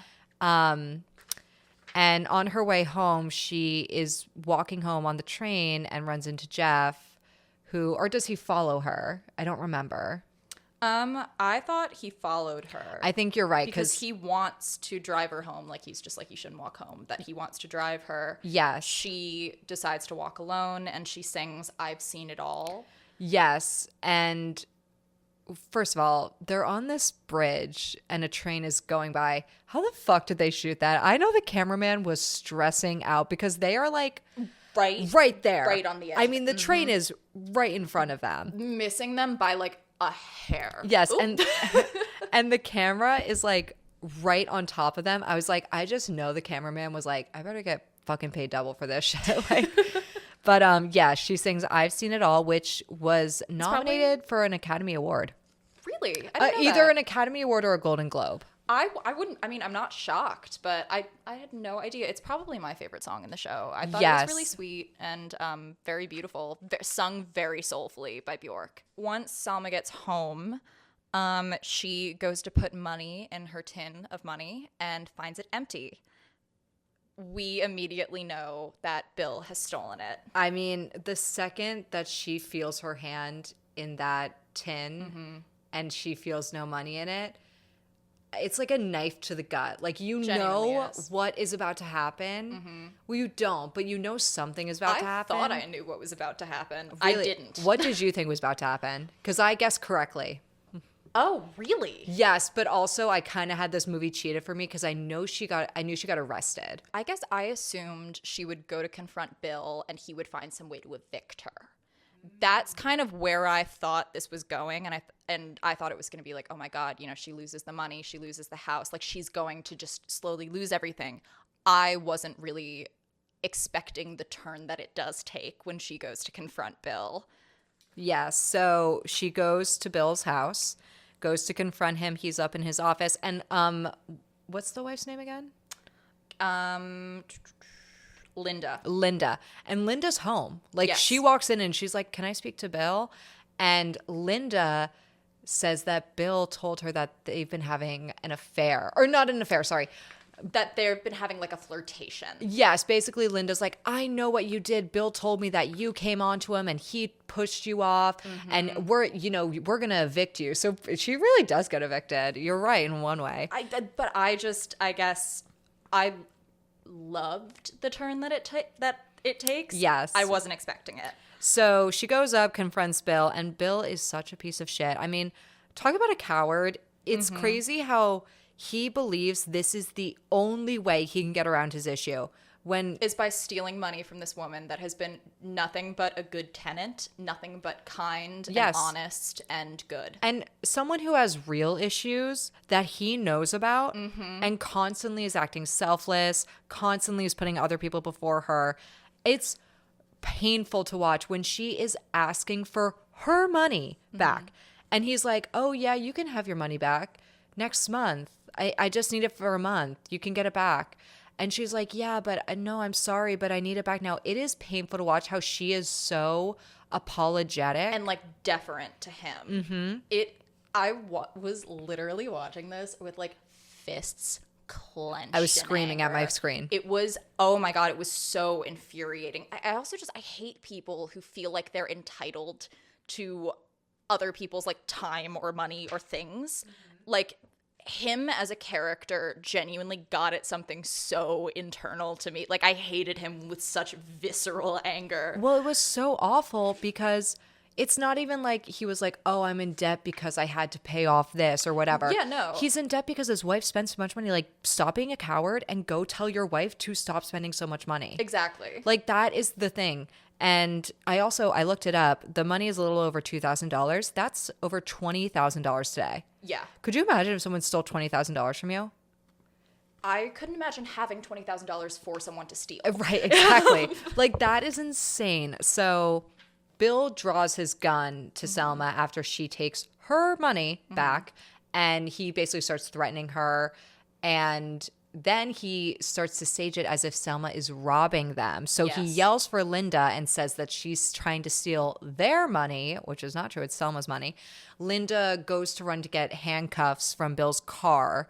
And in that, a struggle happens between Selma and Bill. She accidentally shoots him. And this is where Bill really becomes so unforgivable, in my opinion. Because, like the coward he is, he begs Selma to take his life by shooting him and says that he is not going to let go of the money until he is dead, basically. And Selma's eyesight is so bad that she is actually trying to kill him as she's realizing it's her only out. It's her only way to get this money that is going to help her son. But her eyesight is so poor that she keeps missing and keeps shooting him in non-fatal places. It's a very brutal scene to watch. Like, he is, it is graphic as graphic can be. Like, he is on the floor moaning and groaning, and she is like, first of all, again, the performances, Bjork is like breaking down. It's insane. And it's hard to watch. I mean, there's no music. There's really not a lot of cuts. It is just like, you're just watching this, and of course... Yeah, you're very, like... Von Trier really makes you, as the viewer, face the violence and face the brutality of what she's doing. So, yeah, she can't shoot him. She actually ends up beating him to death with the safety deposit box. Yes, and again, we see a very graphic shot of Bill's mangled body. So that is, again, warning for people who are not good with, like, sensitive stuff like that. Yeah, no, this is definitely... It's a very hard movie to watch for a lot of reasons, honestly. It's emotionally hard to watch, and then when there is violence, it is very graphic. I also have to say, just before we go too far, Linda walks in on this scene twice. She walks in the first time when Bill yells for her. And I don't know if you felt this way, but I was like, Linda totally knows that is not their money. Like, her face when he's like, she's trying to steal it. She so knows Selma would never do that. And her face is like, you can see that moment where she's like, wait, this isn't true. And then she kind of like makes herself believe that it is. And then she comes in later when Selma is shooting Bill and he is begging for her to end his life, and Linda takes it as he is begging for mercy to spare his life. Yeah. But yes, this death scene is insanely brutal, and then very graphic. It goes on for quite a long time. We immediately go into Selma's next song. Yes, she clearly is having a hard time facing the reality of what she's done. So she slips into fantasy and performs the song Smith & Wesson, where she imagines that Bill's corpse reanimates and forgives her for what she did to him, which is, again, just showing kind of what a genuinely kind-hearted person she is. She truly felt like she had no choice. In the song, she hallucinates her son outside riding his bike and singing, "You did what you had to do." I also have to say, when she finally does take the money from Bill, she apologizes and calls it his money. I don't know if you got that. She goes, I did. She goes, and it's in my notes. Yes. She goes, I'm sorry, I have to take your money now. Which is so, I mean, I just got goosebumps. Like, it is heartbreaking that she has, like, her brain has told herself now that not only did she do a bad thing, but it's not her money, what it is. And it was always hers. Yeah. Like, it's so, you want to, like, hate Bill even more for, like, making her think that way. Exactly. No, it's really true. Jeff arrives, as he so often does. And Jeff tells him that she needs to go somewhere. She tells him not to follow her, which of course he does, because he always says he wants to make sure she gets to wherever she's going okay. And it turns out she's going to the doctor. She immediately goes and pays for Jean's surgery. She says that Jean's name is going, like, when he shows up for his surgery, his name is Novi, which is from Aldrich Novi, who is a famous tap dancer who came to America to become successful and kind of never really made it here. And once again, reflecting her and the American dream. Yeah, pretty direct parallel to her story. Yes, and I have to say, before we move on from Aldrich Novi, that is also the name she gives for her fake father in Czechoslovakia. So Selma goes to rehearsal because it's time for her to go to rehearsal. And when she gets there, it's so clear that the police have already told her director. Like, everyone is so clearly uncomfortable around her, but the director comes over, he kisses her cheek, he tells her, oh, you know, we can do your part today, and I got a drummer for you, because she loves rhythm and she loves dancing. And it's so heartbreaking because you know that Selma knows that they're just trying to keep her there longer to wait. Like, there are so many times where she's like, oh, I haven't seen Jean. He'll be home by now. I have to go. And they're like, no, just stay a little bit longer. And her face is so heartbreaking. Yeah, no, she knows what's happening. It's devastating. Like, it truly is. Really, from the moment that she steps out of the production and gets fired from her job, it truly is just like a tumble into, like, the situation just gets worse and worse and worse. Yes, absolutely. And again, we go into another song, which is In the Musicals, and very good song. Yes, it's basically her disassociating while she is arrested. Yes. She is accused in court of being a communist sympathizer, which is kind of foreshadowed earlier. There are a few moments where she talks about how sharing is good and how she loves to share. Yes. And she means it from, like, this kind of almost childlike kindness about, like, sharing things. And it is kind of horrible to see something that's so good about her be twisted into something to use against her. She still refuses to basically throw Bill under the bus. Like, she does not tell them that Bill lost all his money. She's keeping that secret. Yeah. she's a lot kinder of a person than I would have been in that situation. Totally. I mean, not only does she keep Bill secret, but she like sits there and like lets Linda be like, you said this and he begged for your life and you were cruel and heartless and stuff like that. I would have been like, girl, if only you knew you basically caused your husband's death. Like, Literally. if you didn't fucking stop spending money and getting new couches and painting the walls and stuff like that. And then, of course, her being a dreamer and her love of musicals blows right up in her face at the very end of the trial. They bring in the real Aldrich Novy, who is like residing in California, and he's played by Joel Grey, who I almost didn't recognize him. I only realized it was Joel Grey like when I looked on IMDb after. Yeah. I did not realize it in the moment. Yeah, so if you don't know, Joel Grey is like a huge Broadway star. Yes. He's in Cabaret. He's in a lot of movie musicals. And so he plays Aldrich Novy. And basically they ask him point blank, they're like, is this woman your daughter? And he's like, no. Yeah, so it's revealed that all that money that she was supposedly sending back to Czechoslovakia, like that was a lie. Yes, and she refuses to say that it's for Jean's surgery because she doesn't want to jeopardize that money supposedly getting taken away. Yeah. So she sticks to that it is for this man, Aldrich Novy, and he comes in and basically says, no, I've never received money for her. And so she is found guilty of murder in the first degree and sentenced to death by hanging. So Selma is in jail. She's on death row. And this is where the waterworks never stopped for me. Oh, really? I started crying the second I'm like crying thinking about it now. So yes, it's revealed that Jean is now in Kathy's care. Kathy insists to Selma to do a new trial. Yes, and to use some of the money that she was saving for Jean to pay for a new lawyer. Yes. And they keep insisting on it. Selma says no, that money is for Jean. And then, oh God, the woman cop. Oh my God, I cried so hard. Basically, Selma is in jail, and this one female guard is kind of like assigned to her row. I don't really know like how you would describe it. Assigned to that hall. Yes, and the cop is so kind to her, and like it really just shows like how Selma is so sweet and kind. Like exact that she brings out the best in people wherever she goes.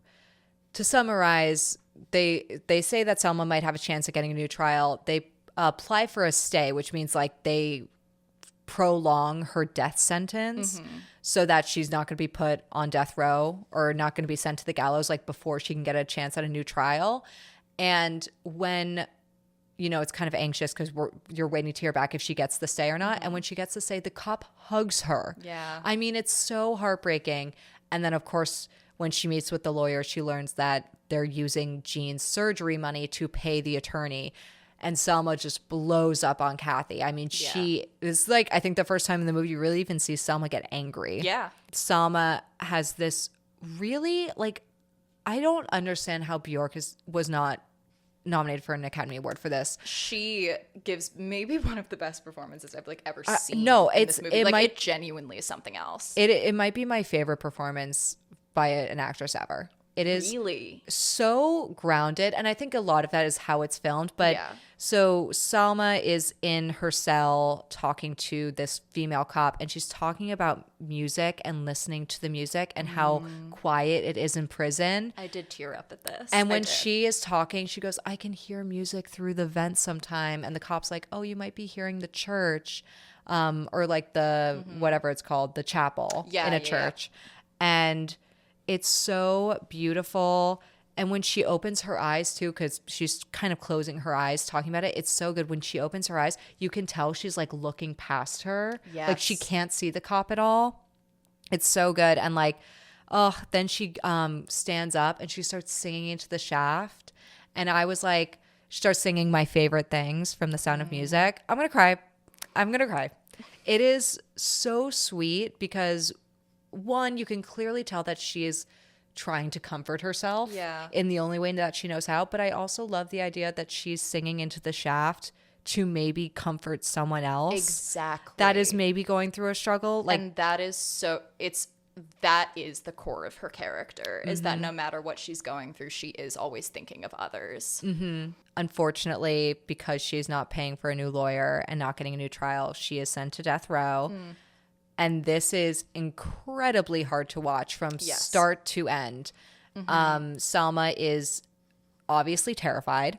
She can't even bring herself to get out of bed, which I don't blame her. And it's so, again, the female cop is so sweet. She's trying to give her like a distraction. And so she's like counting the footsteps with her because there's 107 steps to the gallows. And I mean, and they sing 107 Steps, which is a very heart-wrenching song. Yes. Selma reaches the gallows. She starts to panic. And I mean, this is...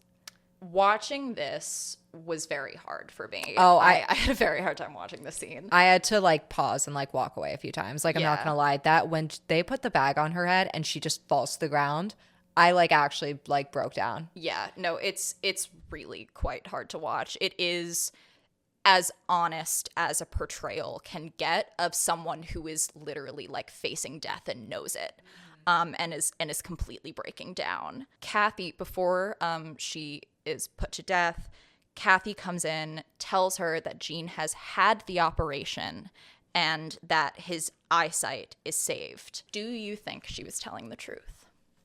Oh God, don't even ask me that fucking question. I want to believe that she did because she didn't get that lawyer, and I would be so mad if that money went nowhere. Exactly. I don't know though, because this was never an operation that was happening right now. Yes. This was always for in the future.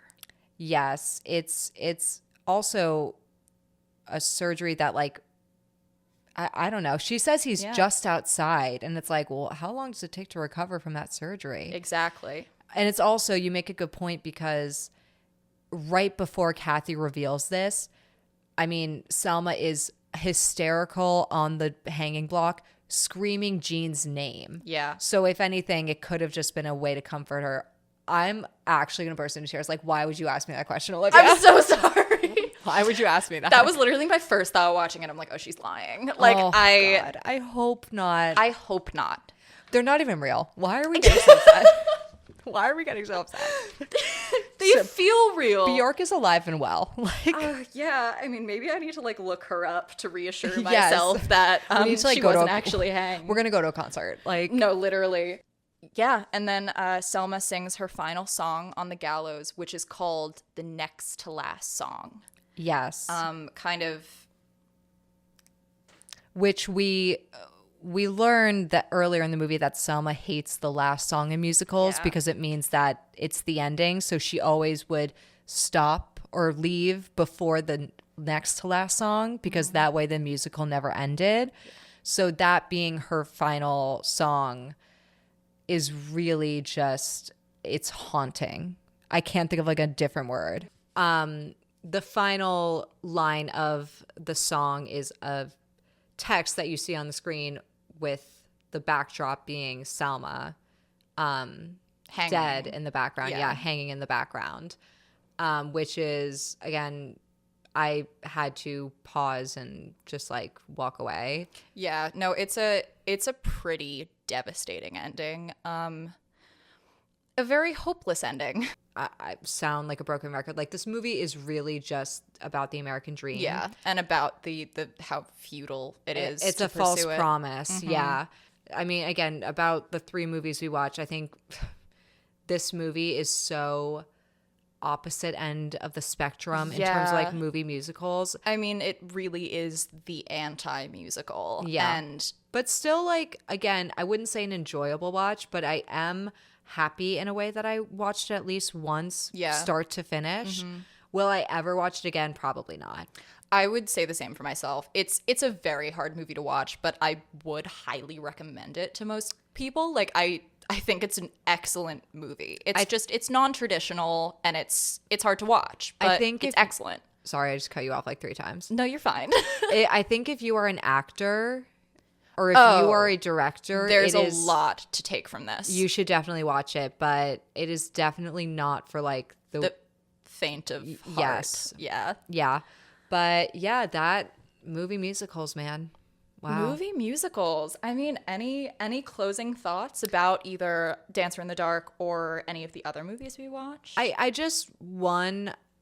I think this is such a good episode to start off the podcast with, because this is really what we want to show in our podcast, is how different films under the same theme or the same genre can be. If you had to pick a favorite, what would your favorite be? Wow, that's a good question. I think just overall, like, as in I would watch again in a heartbeat, is Singing in the Rain. That's fair. But I think, again, as like a film person Yeah. and someone who loves to like really explore like kind of what makes a movie, and especially I love acting and performances, like I gotta say, like Dancer in the Dark like really moved me in a way that like a lot of films today like just haven't been able to do. No, I'd agree with you. This is definitely, it was the most emotionally affecting film that I've watched in a very long time. And I again, like, I'm sure you can agree with me, like when a film is able to do that, I think it does its job. Agreed. And not to say that Wicked and Singing in the Rain don't make me feel something. No.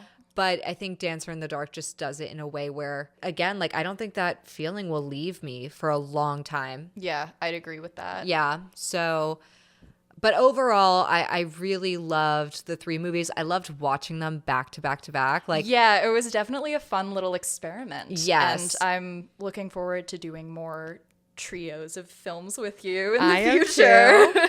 I'm excited for next time. Next week, yes. Yes, when we talk about fairy tales on film. I am excited to watch fairy tale movies. I love fairy tale movies. Same. I am going to be very enthusiastic next week. Yes, this is like, I think Olivia is real. Like, I think movie musicals, like, I have such a special place for it. And I think, like, fairy tales, kind of, you have a very special connection to. I really do. Fairy tales, I don't know. I've always loved them. I do think it is because of, even in kind of the lightest of fairy tales, that there is always that kind of undercurrent of darkness. Yes. And I really do love that. And I think we have 3 really good picks for next week. Very different picks as well that I'm looking forward to talking about with you. I am too.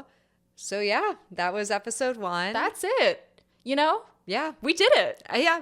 I mean, Couple hours later. yeah, it only took the whole day. Yeah. But you know what? I had fun. I had fun too. It was really nice to see you, Maggie. Thanks, It was nice to Olivia. talk about movies with you. I had fun. All right. Well, again, I'm Maggie, I'm Olivia. and we'll see you next week. Bye. Bye.